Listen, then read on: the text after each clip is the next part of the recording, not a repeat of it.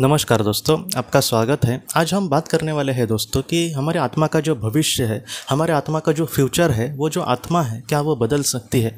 ये जो बात है बहुत ही ज़्यादा महत्वपूर्ण है हम सबकी आत्मा के लिए, क्योंकि कहीं ना कहीं एक बात पूरी तरीके से तय है दोस्तों कि आगे क्या होने वाला है हमारे आत्मा के साथ। ये जो बातें होती है वो ज़्यादातर तय होती है हर एक आत्मा की।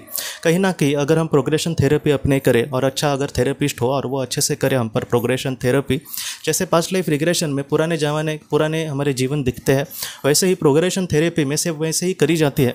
बस उसमें जो संदेश है वो आगे के जन्म के दिए जाते हैं, उससे एक झलक मिल जाती है उस आत्मा को कि आगे उसका भविष्य क्या हो सकता है। तो ऐसा जो भविष्य तय होता है अगर, तो वो आत्मा क्या बदल सकती है क्या। मैंने बहुत बचपन से मैं एक बात सुनता था कि आगे तुम्हारे जो भी चीज़ें होने वाली है उसको तुम बदल ही नहीं सकते और वो वैसे की वैसी होगी, तुम ज़िंदगी जियो या फिर ना जियो। तो ये बात मैं सुनता था और मुझे वही सच लगता था। लेकिन इस बात को अगर हम आगे इस तरीके से सोच रखें तो एक बात है दोस्तों कि अगर हम इस तरीके से सोचेंगे तो हमारे जीवन को अर्थ ही क्या है। जैसे आगे क्या सब कुछ हमारा तय है, तो हमारे जीवन में हमारे कर्मों का अर्थ ही क्या है। तो ये बात पूरी तरीके से सच नहीं है। मैं आपको सच कहता हूँ कि हमारी मार्गदर्शक आत्मा जो हमारे एकदम करीब होती है उसको भी लो या फिर हमारी खुद की आत्मा को भी लो, ऐन मौके पे हमारे जो जीवन में फैसले हमें करने होते हैं वो आखिर हम क्या फैसले करेंगे ये कभी कभी उस आत्मा को भी पता नहीं होता। ये पूरी तरीके से बात सच है दोस्तों।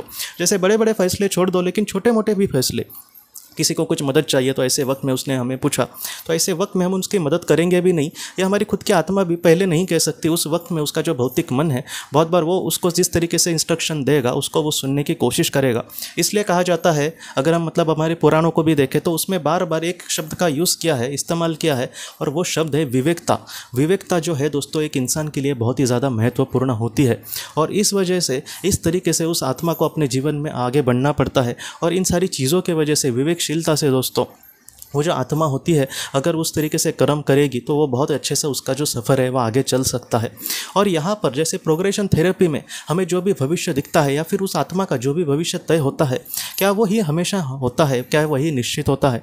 तो यहाँ पर एक बात यह है दोस्तों कि जैसे मैं आज एक बुरा इंसान हूँ और उस तरीके से अपने जीवन में आगे बढ़ रहा हूँ, मैं शराब पी रहा हूँ, सब कुछ बुरे काम कर रहा हूँ, मैं किसी के भी बारे में नहीं सोच रहा, मैं अपने परिवार वालों को भी सिर्फ और सिर्फ दुख दे रहा हूँ। तो ऐसे समय में अगर मुझ पर प्रोग्रेशन थेरेपी की गई तो मुझे अपना एक भविष्य दिख सकता है कि जहाँ पर सब लोग मुझे ही बुरा भला कह रहे, मैं भी अपने आप को पछतावे में देख रहा हूँ, मैं भी बहुत बुरे तरीके से जीवन में आगे बढ़ रहा हूँ, मेरे पास कुछ भी संपत्ति नहीं है, मैंने सब कुछ बेच दिया और आज कहीं ना कहीं मेरी ज़िंदगी और अपने परिवार की ज़िंदगी मैंने एकदम बुरी कर दी। तो ऐसे समय में ये मेरा भविष्य उस वक्त निश्चित है। कैसे? क्योंकि मैं उसी तरीके से अपने जीवन में आगे बढ़ रहा हूँ। लेकिन वहाँ पर मुझे लगा कि नहीं, मैं कुछ बुरा कर रहा हूँ, कोई एक अच्छा इंसान मुझे मिले और वो मुझे कहे कि तुम इस तरीके से मत करो, तुम्हें अपने जीवन में और भी कुछ करना है। तो इस तरीके से मैं समझो मैंने बुरी जो चीज़ें थी वो एक एक करके छोड़ दी और अब मैं बहुत ही शांति से ज़िंदगी जीने की कोशिश कर रहा हूँ। तो ऐसे वक्त में अगर उसका प्रोग्रेशन थेरेपी देखी गई दोस्तों तो आगे वो अपना भविष्य इस तरीके से देख सकता है कि अब वो अपने परिवार के साथ बहुत ही अच्छी ज़िंदगी जी रहे, सब लोग उसको मान सम्मान दे रहे, पहले जो उसको गालियाँ देते थे आज वो उसके साथ बहुत ही प्यार से रह रहे, वो उसको आज खाने पे बुला रहे हैं। तो इस तरीके से चीज़ें होती है और ये पूरी तरीके से सच्ची बात है। सेम सोल मैनी बॉडीज़ ये जो किताब है डॉक्टर बैन विज जी की, ये आप पढ़ना, उसमें एक दो केसेस ऐसे हैं कि जहाँ पर उन्होंने अगर वो उसी तरीके से जैसे अब तक ज़िंदगी में जी रहे थे उस तरीके से जीते तो उन्होंने अपना एक अलग भविष्य देखा। लेकिन जिस जीवन में वो बहुत ही अच्छे से अपने कर्म को करने की कोशिश करने की उन्होंने इस तरीके से आगे बढ़ने का जब डिसीजन लिया तब उन्होंने अपना जो भविष्य था वो अलग देखा। तो इस तरीके से बातें होती है। यहाँ पर आत्मा का जो भविष्य है कहीं कुछ ना कुछ तो तय ही होता है किसी का भी, लेकिन हमारे जो कर्म है वही निश्चित करते हैं हमारा भविष्य। और इसलिए हमें अपने भविष्य के लिए अपने कर्मों को, आज के कर्मों को बहुत ही अच्छे से देखने की कोशिश करनी होगी। हम जिस तरीके से कर्म करेंगे, जिस तरीके से हम अपने जीवन में कुछ अच्छा करने की कोशिश करेंगे, वैसा ही आत्मा का भविष्य होगा।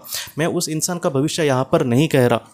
हो सकता है कि जैसे हम बोलेंगे कि आप 2 रुपये दो, आपको भगवान 10 रुपये देंगे, और यहाँ पर कोई इनके इंसान जिसने अपने अच्छा जब उसका चल रहा था तब उसने बहुत ही अच्छा दान धर्म किया, लेकिन बाद में उसको बिजनेस में या फिर उसका कुछ ऐसा बड़ा नुकसान हुआ और एक पल ऐसा आया कि उसके पास कुछ भी नहीं बचा और ऐसे समय में उसको जब पैसों की ज़रूरत हो तो हो सकता है कि उसके जीवन में एकदम दरिद्रता से उसके जीवन चला जाए। तो ये उसका भविष्य है। मैं उस आत्मा के भविष्य की यहाँ पर बात कर रहा हूँ। ये तो एक इंसान का भविष्य हुआ, लेकिन अगर वो आत्मा कुछ अच्छा करती है तो उसको भविष्य में उसका अच्छा फल जरूर ज़रूर मिलेगा। और अब आप ये कहेंगे कि इस दानी इंसान का क्या, तो इसका जवाब ये है दोस्तों कि उसके जीवन में अगर इस परिस्थिति का सामना करना, संघर्ष करना, ये बात लिखी होगी तो कुछ ना कुछ करके उसके सामने वैसे पल आएंगे ही। इसके लिए उसके नसीब को या फिर भगवान को दोष देना उचित नहीं है दोस्तों। जो दुख हमारे सामने आने हैं वो कुछ ना कुछ करके आएंगे ही, लेकिन हमारे जो कर्म है, जो भी हमने निस्वार्थ भावना से किए, अच्छे किए, उसका जो फल है वो कभी भी फोकट नहीं जाता। कुछ लोग ये भी कहेंगे कि उसने अपने अच्छे भविष्य के लिए समझो कुछ मतलब दान दिया है और उसके ही अच्छे भविष्य के लिए वो दान अगर उपयोगी नहीं आ रहा है तो ऐसे वक्त में उस दान का क्या अर्थ है। आत्मा इस तरीके से नहीं सोचती दोस्तों। ये जो जीवन है वो एक बस पड़ाव है, वो एक छोटी सी चीज़ है उसके मतलब जीवन की, पूरे आत्मा के जीवन का एक छोटा सा भाग है, वही सब कुछ नहीं है दोस्तों। ये बात यहाँ पर महत्वपूर्ण है। जैसे हमें ट्रेन से कहीं ना कहीं समझो मुंबई से बेंगलोर जाना है, तो ऐसे समय में ट्रेन कहाँ पर बीच में रुकी है, 1-2 घंटे वैसे ही रुकी, वहाँ पर मतलब बहुत ही ज़्यादा गर्म हो रहा था, पंखे भी चालू नहीं थे और हमें बहुत ही दुख का सामना करना पड़ा। लेकिन बाद में ट्रेन शुरू हुई और बाद में हम बेंगलोर को पहुँचे। तो यहाँ पर हमें जहाँ पर पहुँचना है वो जो जगह है, वो जो हमारा सफ़र है, हमारे सफ़र का जो अंत है, हमारे सफ़र का जो मेन जहाँ पर हमें जाना है वो यहाँ पर महत्वपूर्ण है। बीच में ऐसे दुख के पल वगैरह जीवन में आते हैं, इसी तरीके से आत्मा अपने आप को देखेगी। जैसे ट्रेन से जाना मतलब वो हमारा आत्मा का सफ़र है और बीच बीच में एक जो पड़ाव है वो एक एक हमारी ज़िंदगी है, उसमें दुख सुख आना ये बात पूरी तरीके से तय है दोस्तों। लेकिन हमारे जीवन में हमें जितना हो सके अच्छे से आगे बढ़ना होगा। बहुत लोग ये भी कहते हैं कि मेरे जीवन में दुख ही लिखा है। एक ऐसी ही लड़की थी और उसका जो पति था वो इस दुनिया से चला गया था और वो एकदम दुखी थी और वो यही सोचती थी कि मैं कितनी अभागी हूँ, मेरा पति चला गया। और उसको मतलब बहुत ही ज़्यादा दुखी थे, अपने पति से बहुत वो प्यार करती थी।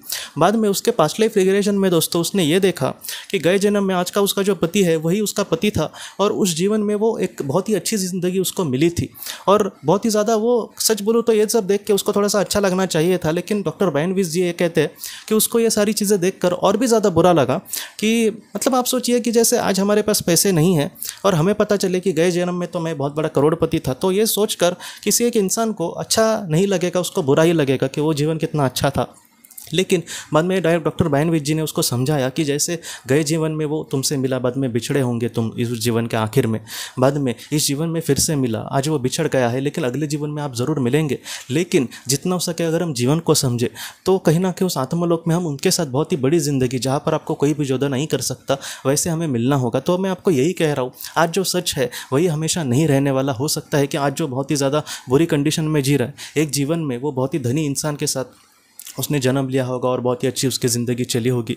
आज वो थोड़ा सा बुरी अवस्था में है लेकिन आगे ज़रूर वो कुछ कोशिश करते रहे, या फिर अपने जीवन में हो सकता है कि यह संघर्ष भरा जीवन हो, एक दिन ऐसा ज़रूर आएगा कि जहाँ पर वो बहुत ही अच्छे से अपनी ज़िंदगी समाधान से जी रहा होगा। तो इस तरीके से आशा के साथ जीना बहुत ही ज़्यादा ज़रूरी है। और जो भी हम अच्छे कर्म करते हैं दोस्तों, उसका जो फल है आत्मा को बहुत ही अच्छा मिलता है। और इसमें हमें मतलब भगवान को या फिर नसीब को दोष नहीं देना। हमारे जो अच्छे कर्म है उस हमारे आत्मा का जो भविष्य है वो ज़रूर उज्जवल करेंगे दोस्तों। इस विश्वास हमें इन सारी चीज़ों में रखना होगा, क्योंकि अगर हम बुरा कर्म करेंगे तो हो सकता है किसी को कुछ ज़रा अच्छा मिले लेकिन बाद में उसके सामने बुरे ही पल आएंगे। वैसे ही आज अगर हम अच्छा करें तो हो सकता है कि इसका भी फल है वो हमें बुरा ही मिले, लेकिन आत्मा को इसका जो फल है वो ज़रूर अच्छा ज़रूर मिलेगा दोस्तों।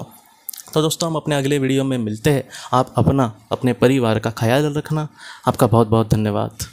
ज़िंदगी की रोशनी ये एक कंसल्टेंसी है जो ऐसे लोगों को मदद करने की कोशिश करती है जिन्होंने किसी अपने को खोया है, या फिर जो लोग अपने जीवन में बहुत ही ज़्यादा दुखी है। जो लोग इस संस्था के साथ जुड़ते हैं उन्हें पास्ट लाइफ रिग्रेशन की ऑडियोज़ भेजी जाएगी, जिससे घर बैठे वह पास्ट लाइफ रिग्रेशन का अभ्यास कर सकते हैं। और उन्हें 5 मेडिटेशन ध्यान की भी ऑडियोज़ भेजी जाएगी। और इसके साथ साथ उन्हें PDF किताबें भेजी जाएंगी जो हिंदी और अंग्रेज़ी में है, जो मोबाइल पर या फिर लैपटॉप पर आप उसे पढ़ सकते हैं। और 10 ऑडियो बुक्स भी आपको भेजी जाएंगी। तो दोस्तों अगर आप इस संस्था के साथ जुड़ना चाहते हैं तो कृपया इस नंबर पे व्हाट्सएप मैसेज करें। आपका बहुत बहुत धन्यवाद।